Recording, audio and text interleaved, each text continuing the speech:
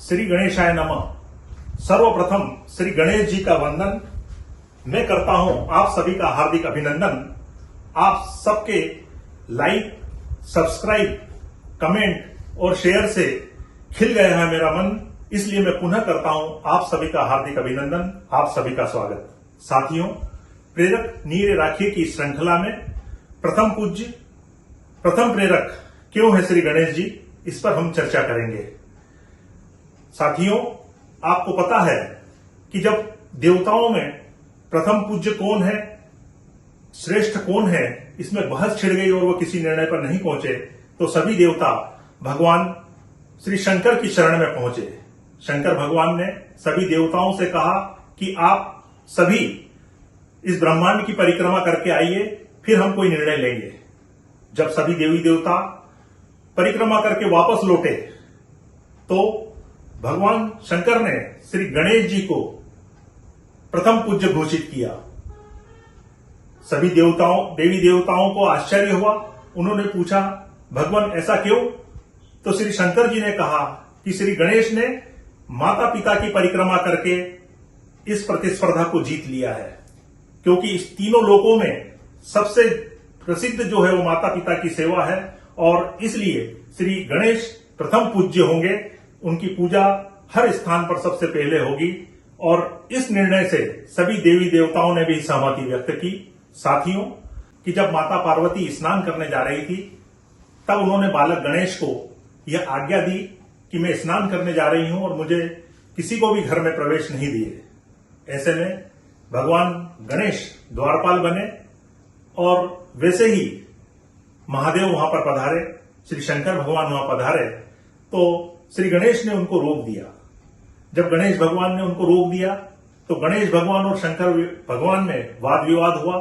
शंकर भगवान को क्रोध आया और उन्होंने क्रोध में गणेश भगवान का सर धड़ से अलग कर दिया, जिससे गणेश भगवान की मृत्यु हो गई।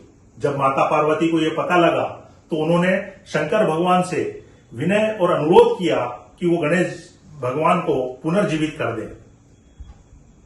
शंकर भगवान ने अपने गणों को यह आज्ञा दी कि वे जंगल में जाएं और नवजात हाथी का सिर लेकर के आएं, जिसकी माता पीट करके लेटी हुई हो। गणों ने उनके आदेश का पालन किया और वे नवजात हाथी का शीश लेकर के आए, जिसे गणेश भगवान को लगाया गया और गणेश भगवान पुनर्जीवित हो गए।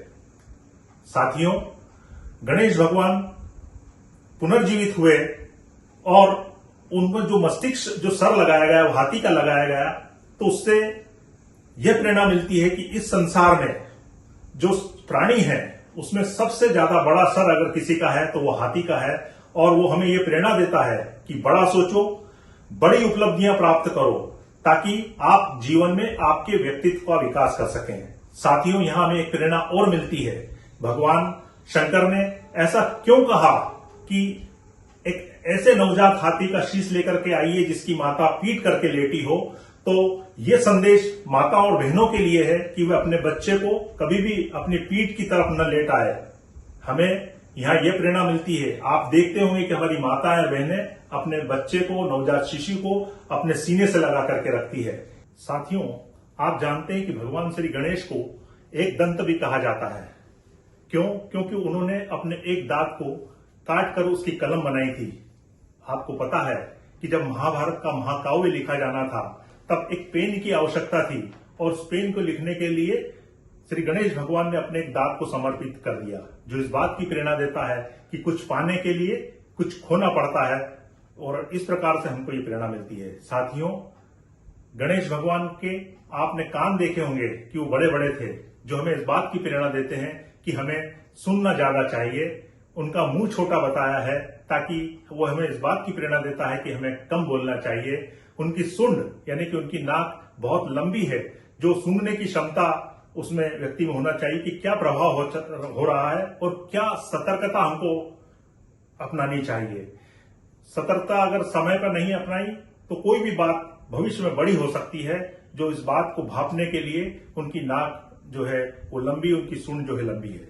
साथियों, आपने देखा होगा कि भगवान श्री गणेश जो कि चार भुजाधारी हम उनको कहते हैं, जो इस बात का संकेत देता है कि हमको किसी भी कार्य को मिलकर करना चाहिए, एक टीम वर्क के रूप में काम करना चाहिए, जहां दो दो चार और इस प्रकार संख्या अगर हाथों की बढ़ती रहे तो हम जीवन में अनेक उपलब्धियों को प्राप्त कर सकते हैं।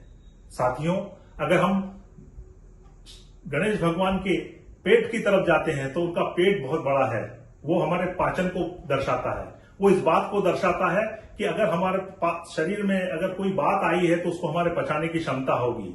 हमें, आपने देखा होगा कि कई बार आप ये बोलते हैं जब किसी को अपनी संस्था में या जहां अपने परिवार में अगर आप ये बोलते हैं यार मैं आपको एक बात बता रहा हूं, किसी को बताना मत, तो वो बात घूमते घूमते घूमते और आपके पास वापस चले आ जाती है और वो भी व्यक्ति जो लास्ट में आता है वो आपको कहता है सर आपको एक बात बताना चाहता हूं जो किसी को बताना मत। तो कहने का मतलब है कि अगर कोई बात आपके उसमें आई है तो आपको उसमें पचाने की क्षमता होना चाहिए, ये इस बात का संकेत देता है। साथियों, श्री गणेश भगवान के पांव जो हैं वो छोटे हैं, जो भारी भरकम शरीर को चलाने में आपकी सहायता करते हैं। वो इस बात की संकेत देते हैं कि भारी शरीर को आहिस्ते आहिस्ते चला करके आप किस प्रकार से बैलेंस बना करके आगे आप बढ़ सकते हैं। साथियों, गणेश भगवान का जो वाहक है चूहा, जिसको कि माउस बोलते हैं, वो भी हमें बहुत प्रेरणा देता है। उस वाहक के माध्यम से हम जो है भगवान गणेश ने जिस प्रकार से परिक्रमा लगा करके अपनी बुद्धिमत्ता का परिचय दिया था, वो इस बात का भी परिचायक है कि हार्ड वर्क के साथ साथ हमें स्मार्ट वर्क भी करना चाहिए, जो हमें चूहे से, माउस से हमें प्रेरणा मिलती है। और आज आप जानते हैं कि पूरा माउस से पूरा विश्व जो है पूरे माउस को जानता है। एक क्लिक में क्या हो जाता है माउस से, ये भी आप देखते होंगे। साथियों, गणेश भगवान की अनेक विधाएं हैं, अनेक कहानियां हैं, पर यहां मैंने संक्षिप्त में आपके बारे में बताया क्योंकि गणेश भगवान प्रथम पूज्य हैं, पृथक प्रेरक हैं। यदि आपके घर परिवार में कोई भी कार्यक्रम होता है तो सबसे पहले हम श्री गणेश पूजा करते हैं, भगवान से प्रार्थना करते हैं कि हमारे परिवार में आप रिद्धि सिद्धि सहित पधारें। रिद्धि सिद्धि गणेश भगवान की दो पत्नियां थी और आपने देखा होगा कि कई घरों में शुभ और लाभ लिखा रहता है। ये गणेश भगवान के दो पुत्र हैं जो शुभ और लाभ की प्राप्ति करते हैं। श्री गणेश भगवान आपके जीवन में उन्नति लाएं, प्रगति लाएं, आपके जीवन में चौमुखी विकास करें, ऐसी मैं प्रार्थना करता हूं।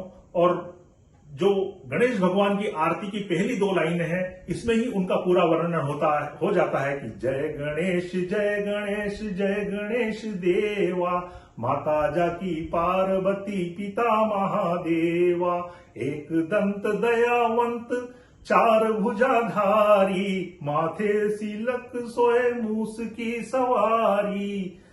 साथियों, बहुत बहुत धन्यवाद। आपसे पुनः अनुरोध है कि मेरे इस चैनल को यदि आपने सब्सक्राइब नहीं किया है तो सब्सक्राइब करें, लाइक करें, कमेंट्स करें, शेयर करें और मुझे सुझाव दें और मुझे प्रेरित करें, मुझे मार्गदर्शन दें कि मैं आने वाले समय में ज्ञान प्राप्त करके आपको और किस प्रकार से वीडियो प्रेषित कर सकूं। बहुत बहुत धन्यवाद।